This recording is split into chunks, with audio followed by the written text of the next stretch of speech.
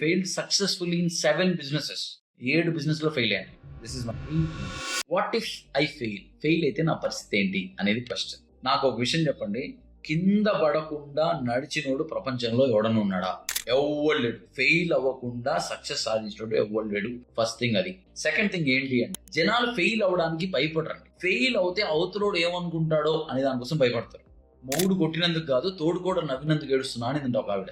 So కొట్టిన దెబ్బ కనిపించట్లే, వాళ్ళు ఎవరో నవ్వారని చెప్పి ఏడుస్తా ఉన్నారంట. సో సింపుల్ థింగ్ ఏంటి అంటే, అవతలోడు ఏమనుకుంటాడో తీసి పక్కన పెట్టండి. ఏం చేస్తున్నానటువంటి క్లారిటీ ఉంటే చాలు.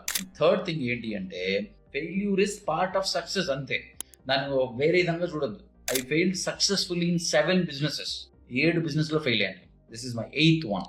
Failure is the part of success. Accept it and move on. Next ఏంటి అంతే. పోతానే ఉండాలి తప్ప మనం ఆగకూడదు ఎక్కడ. ఎప్పుడు ఆగాలి తెలుసా? మన గుండె ఆగినప్పుడు మనం ఆగాలి.